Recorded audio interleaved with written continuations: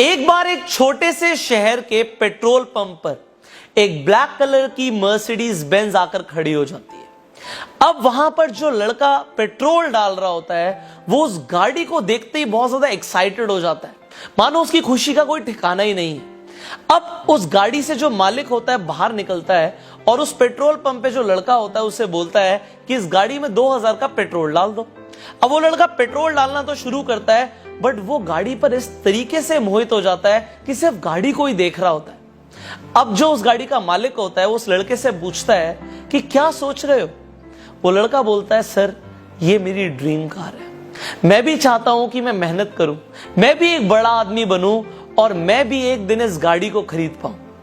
वो आदमी जब उस पेट्रोल पंप के लड़के की बात ये समझता है तो उसे अपना एक विजिटिंग कार्ड दे देता है और बोलता है कि इसमें मेरा एड्रेस लिखा है, कल मेरे ऑफिस आ जाना, मैं तुम्हें बिजनेस करना सिखाऊंगा और हो सकता है अगर तुमने मेहनत करी तो कुछ सालों में तुम भी अपनी इसी तरीके से गाड़ी खरीद पाओ।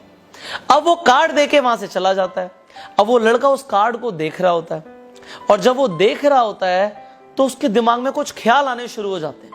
वो सोचता है, पता नहीं ये आदमी मुझसे क्या करवाने वाला है, पता नहीं कैसा काम बता देगा, इसने मेरे साथ कुछ कर दिया तो। आजकल टीवी पर भी पता नहीं इस तरीके की स्टोरीज आने लग गई हैं, शायद मुझे नहीं जाना चाहिए। और वो उस कार्ड को डस्टबिन में फेंक देता है और उसके बाद दूसरी गाड़ी में पेट्रोल डालना शुरू कर देता है। वो भूल जाता है। अब 3 साल के बाद उसी पेट्रोल पंप पर बिल्कुल उसी तरीके से एक और ब्लैक कलर की मर्सिडीज आके खड़ी हो जाती है, पर इस बार जो अंदर मालिक होता है वो कोई और होता है। मालिक बाहर निकलता है और बोलता है 2000 का पेट्रोल डाल दो।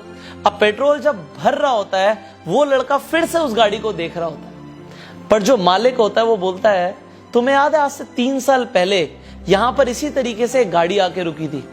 वो कहता है, हाँ मुझे याद है, आपको कैसे पता। तो वो कहता है, तुम्हें यह भी याद होगा उस आदमी ने तुम्हें एक विजिटिंग कार्ड दिया था। वो कहता है, हाँ बिल्कुल याद है, बट वो कार्ड तो मैंने फेंक दिया था। कहता है, मैं इस पेट्रोल पंप पर पहले सफाई किया करता था, मैंने डस्टबिन से कार्ड निकाला और मुझे नहीं पता तुमने क्या सोचा, बट मुझे लगा कि अगर मैंने इस अपॉर्चुनिटी को गवा दिया तो शायद मैं फिर कभी बड़ा आदमी ना बन पाऊं। तो मैंने उस कार्ड पे फोन किया, मैं उन सज्जन से जाके मिला जिसने तुम्हें कार्ड दिया था और उन्होंने मुझे बिजनेस करना सिखाया और आज 3 साल के बाद मैं इस गाड़ी का मालिक बन चुका हूं।